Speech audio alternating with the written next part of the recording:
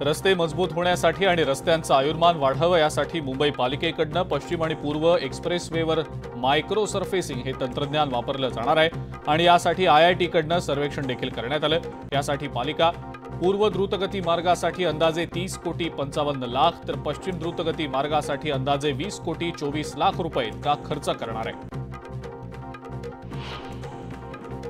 पालिकेकडून मुंबईतल्या विविध विभागांमध्ये सुशोभीकरण प्रकल्प हाती घेण्यात आलेले आहेत आणि याचाच एक भाग म्हणून माहीम कोळीवाडा इथल्या समुद्र किनाऱ्यालगत असलेलं विहार क्षेत्र आणि सुरक्षेच्या दृष्टिकोनातून उभारण्यात आलेल्या संरक्षक भिंतीचं सुशोभीकरण करण्यात येणार आहे। परिणामी माहीम किल्ला परिसर आणि सीफूड प्लाझा इथं येणाऱ्या नागरिकांना तसंच पर्यटकांना सुखद अनुभव मिळणार आहे। वर्षाकाठी 5 कोटींहून जास्त प्रवासी संख्या हाताळत नवा विक्रम रचणाऱ्या मुंबई आंतरराष्ट्रीय विमानतळाला आशिया पॅसिफिक विभागातील सर्वोत्तम विमानतळ म्हणून गौरवण्यात आलेलं आहे। एअरपोर्ट्स काउन्सिल इंटरनॅशनल म्हणजेच ACI या आंतरराष्ट्रीय संस्थेनं सर्वोत्तम विमानतळ म्हणून मुंबई विमानतळाची निवड केलेली आहे। मुंबईतील महत्वाकांक्षी कोस्टल रोडची वरळी ते मरीन ड्राईव्ह पर्यंतची एक मार्गिका खुली झाल्यानंतर पहिल्याच दिवशी मंगळवारी सकाळी 8 ते रात्री 8 या 12 तासात 16,331 वाहनांनी प्रवास केला। वरळी ते मरीन ड्राईव्ह पर्यंतचा हा पल्ला अवघ्या 10 मिनिटात पार करता येत असल्यानं प्रवास करणाऱ्या अनेकांनी समाधान व्यक्त केलं। रमजान आणि वाढत्या उकाड्यामुळे ग्राहकांकडून कलिंगडाला मागणी आता वाढलेली आहे। मुंबई कृषी उत्पन्न बाजार समितीत एकाच दिवसात तब्बल 1136 टन कलिंगडाची आवक झालेली आहे। होलसेल मार्केटमध्ये 12 ते 18 रुपये प्रति किलो आणि किरकोळ मार्केटमध्ये 30 ते 40 रुपये प्रति किलो दरानं कलिंगडाची विक्री सुरू आहे। बाजार समितीच्या फळ बाजारात 4 महिने आंब्याचं वर्चस्व असतं। हंगाम काळात वाहतूक कोंडी टाळण्यासाठी व्यापाऱ्यांच्या योग्य नियोजनासाठी व्यापारी संघटना आणि प्रशासनानं विशेष नियमावली तयार केलेली आहे। आंब्याची आवक विना अडथळा होण्यासाठी स्वतंत्र गेट निश्चित करून कलिंगड आणि टरबूज सारख्या फळांना दुपारी 3 नंतर मार्केट प्रवेश देण्याचा निर्णय प्रशासनानं घेतलाय। होळीच्या निमित्तानं चाकरमानी मोठ्या प्रमाणावर कोकणात जात असतात आणि यासाठीच पुणे एसटी विभाग आता सज्ज झालेला आहे। दरवर्षीप्रमाणे यंदा देखील पुणे विभाग एसटी महामंडळातर्फे 21 मार्च ते 23 मार्च पर्यंत होळीसाठी 30 जादा बसेस स्वारगेट आणि पिंपरी चिंचवड बस स्थानकावरनं सोडल्या जाणार आहेत। त्यामध्ये स्वारगेट बस स्थानकातनं एकूण 9 तर पिंपरी चिंचवड बस स्थानकातनं एकूण 21 अशा 30 जादा बसेस सोडण्यात येत आहेत। एकदा वापरून फेकण्यात येणारी प्लास्टिकची उत्पादनं, वापर, वितरण, विक्री आणि साठवणूक यावर प्लास्टिक बंदी अधिनियम 2018च्या नुसार बंदी घालण्यात आलेली आहे। असं असलं तरी प्लास्टिकच्या उत्पादनांचा वापर वाढला असून प्लास्टिक बंदीची कठोर अंमलबजावणी करावी असे निर्देश महाराष्ट्र प्रदूषण नियंत्रण मंडळाचे अध्यक्ष सिद्धेश कदम यांनी दिलेले आहेत। मत्स्य दुष्काळामुळे 40 दिवसांच्या स्वघोषित बंदीनंतर वसईच्या बोटी मासेमारीसाठी निघालेल्या होत्या। मात्र आता मासेमारी दरम्यान मोठ्या प्रमाणावर जेलीफिश जाळ्यांमध्ये येत असल्यानं मच्छीमारांच्या समोर आणखी एक नवं संकट उभं ठाकलंय। या संकटामुळे मासेमारीसाठी गेलेल्या अनेक बोटी निराशा पदरी घेऊन माघारी परततायत। दुचाकी किंवा चारचाकी वाहन चुकीच्या दिशेनं चालवणाऱ्यांच्या विरोधात वाहतूक पोलिसांनी आक्रमक पवित्रा घेतलेला आहे। विरुद्ध दिशेनं वाहन चालवणाऱ्यांना थेट पोलीस ठाण्यात नेऊन गुन्हे दाखल केले जात आहेत। नागपुरामध्ये आतापर्यंत अशा 121 वाहन चालकांवर गुन्हे दाखल करण्यात आलेले असून वाढते अपघात पाहता यामध्ये कुणालाही सूट देण्यात येणार नाहीये। अमरावती शहरात 2023-24 या वर्षात आतापर्यंत एकूण 15,579 श्वान चावल्याच्या प्रकरणांची नोंद झालेली आहे। भटक्या कुत्र्यांच्या प्रजनन दराच्या तुलनेत दरवर्षी निर्बीजीकरण शस्त्रक्रिया केल्या जाणाऱ्या कुत्र्यांची संख्या कमी असल्याचं समोर आलेलं आहे। शहरातल्या भटक्या कुत्र्यांच्या वाढत्या संख्येवर नियंत्रण मिळवण्यात पालिकेला अद्याप यश आलेलं नाही। मंत्री सुधीर मुनगंटीवार यांनी मुख्यमंत्री एकनाथ शिंदे यांचं कौतुक केलंय। मुख्यमंत्र्यांनी 1.5 वर्षात अनेक राज्यहिताचे निर्णय घेतले। सतत ते राज्यहितासाठी राबत असून ते स्वतःला चीफ मिनिस्टर समजत नाहीत, ते स्वतः कॉमन मॅन समजतात असं म्हणत मुनगंटीवारांनी मुख्यमंत्र्यांचं कौतुक केलं। लोकसभा निवडणुकीच्या पार्श्वभूमीवर शहापूरमध्ये राष्ट्रवादी काँग्रेस शरदचंद्र पवार पक्षाची सभा झाली। या सभेला तरुणांचा मोठा प्रतिसाद दिसला। इतर पक्षातल्या अनेक तरुणांनी पांडुरंग वरोरांच्या उपस्थितीत पक्षात प्रवेशही केला। मावळ तालुक्यातल्या पंचायत समितीमध्ये गेल्या अनेक महिन्यांपासून गटविकास अधिकारी आणि इतर काही विविध जागा रिक्त झालेल्या आहेत, मात्र अद्याप त्या जागा भरलेल्या नाहीत. त्यामुळे नागरिकांनी नाराजी व्यक्त केलेली आहे. आचारसंहिता लागण्यापूर्वी जागा भराव्यात अशी मागणी नागरिक करतायत. मार्च महिना सुरू होताच विदर्भातल्या तापमानात आता मोठी वाढ झालेली आहे. सकाळपासूनच उन्हाचे चटके जाणवत आहेत. दुपारी नागरिक उकाड्यानं त्रस्त होत आहेत. विदर्भातल्या 9 जिल्ह्यांमध्ये तापमान आता 39 अंशांच्या पार गेलेलं आहे.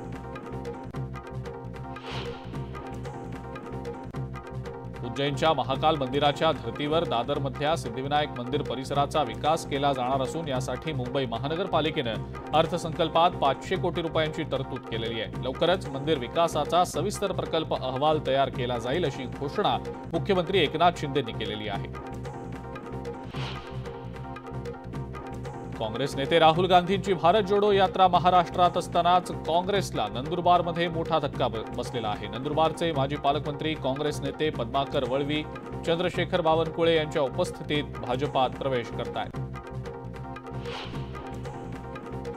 ठाकरे गटाचे पक्षप्रमुख उद्धव ठाकरे आजपासून यवतमाळ वाशिम लोकसभा मतदारसंघात दौरा करतायत. शिवसेनेमध्ये फूट पडल्यानंतर खासदार भावना गवळी यांच्या मतदारसंघात उद्धव ठाकरेंची तोफ धडाडणार आहे. कृषी उत्पन्न बाजार समितीत संवाद मेळाव्याचं आयोजन करण्यात आलेलं आहे.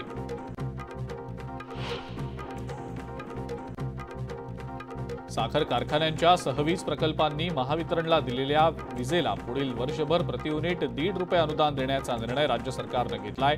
त्यामुळे साखर कारखान्यांना दिलासा मिळाला असून बंद आणि आर्थिकदृष्ट्या अडचणीत सापडलेल्या सहवीज प्रकल्पांना यामुळे ऊर्जा मिळणार आहे.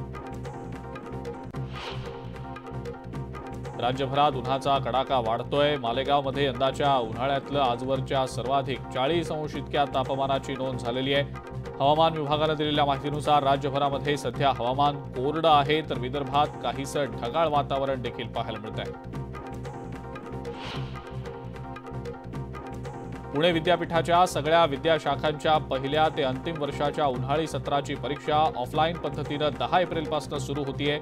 या परीक्षेसाठी विद्यापीठानं उत्तरपत्रिकांमधली पानं वाढवण्याचा निर्णय घेऊन पुरवणी सुविधा बंद केलेली आहे. ऑनलाईन प्रवासी वाहतूक क्षेत्रातील ओला आणि उबर या कंपन्यांना प्रादेशिक परिवहन प्राधिकरणानं परवानगी नाकारलेली आहे.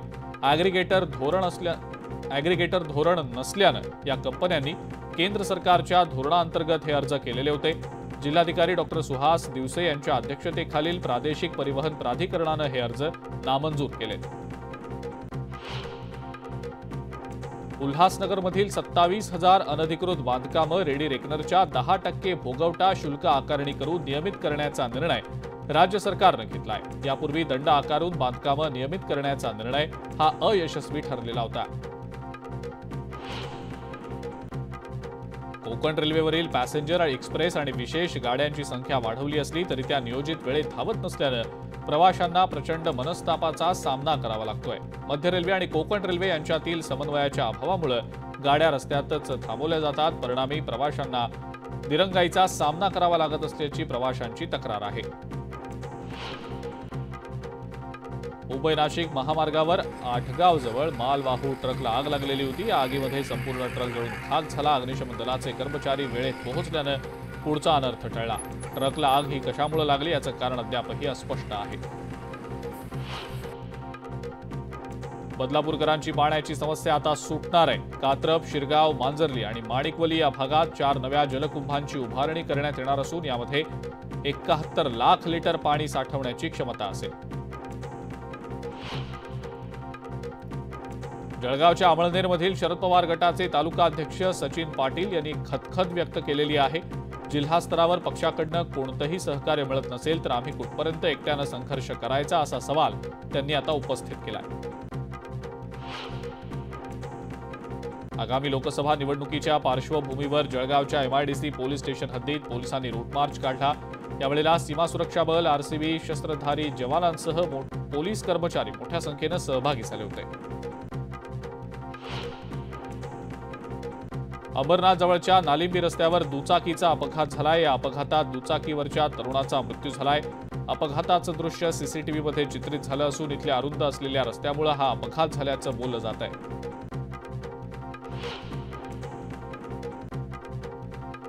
भिवंडीमध्ये झोमॅटो कंपनीनं विल्हेवाटासाठी दिलेलं कालबाह्य खाद्यपदार्थांची ऑर्डर स्वीकारून त्याची विक्री करणाऱ्या दोघांना पोलिसांनी बेड्या ठोकल्यात। आर्थिक फायद्यासाठी कालबाह्य खाद्यपदार्थांची विक्री करून ग्राहकांची फसवणूक करत असल्याचं पोलीस तपासात उघडकीला आलेलं आहे। मोहम्मद अहमद मोहर्रम अली कुरेशी आणि असीम अकरम अन्सारी अशी अटक केलेल्या दोघांची नावं आहेत। ठाण्यातल्या महिला प्रवाशांना टीएमटीतनं प्रवास करताना आता दिलासा मिळणार आहे। टीएमटीमधनं प्रवास करताना एसटी प्रमाणेच तिकीट दरात 50% सवलत मिळणार आहे। या योजनेचा शुभारंभ खासदार डॉ. श्रीकांत शिंदे यांच्या हस्ते होणार आहे। ऊसतोड मजुरांच्या मुलांचं शाळाबाह्य प्रमाण रोखण्यामध्ये बीडच्या शिक्षण विभागाला अपयश आलेलं आहे। ऊसतोड मजुरांच्या मुलांचं स्थलांतर आणि शाळाबाह्य प्रमाण रोखण्यासाठी हंगामी वसतिगृह सुरू करून सुद्धा एकट्या कोल्हापूरमध्ये बीड जिल्ह्यातील 1839 मुलं आढळून आलेली आहेत। एकही मुलगा शाळाबाह्य राहणार नाही असं शिक्षण विभागाकडनं केले जाणारे दावे यामुळे आता फोल ठरल्याचंच दिसतंय। मावळ तालुका सहकारी खरेदी विक्री संघाच्या सभापती आणि उपसभापती पदांसाठी झालेल्या निवडणुकीमध्ये महायुतीच्या शिवाजी अस्वले यांची सभापतीपदी तर अमोल भोईरकर यांची उपसभापतीपदी निवड झालेली आहे। 19 पैकी 16 जागांवर महायुतीनं विजय मिळवत एक हाती सत्ता मिळवलेली आहे। सांगलीच्या मंगलमूर्ती कॉलनीमध्ये घरफोडी करणारा सराई चोरटा जेरबंद करण्यात आलेला आहे। चोरट्याकडनं 23 तोळे दागिन्यांसह 5,31,000चा मुद्देमाल जप्त करण्यात आलेला आहे। राष्ट्रीय स्वयंसेवक संघाच्या अखिल भारतीय प्रतिनिधी सभेच्या माध्यमातून नागपूरमध्ये 3 दिवस मंथन केलं जाणार आहे। संघ परिवारातल्या सगळ्या संस्थांचे प्रतिनिधी यात सहभागी होणार आहेत। लोकसभा निवडणुकीआधी ही सभा होणार असल्यानं राजकीय वर्तुळाचं याकडे लक्ष लागलंय।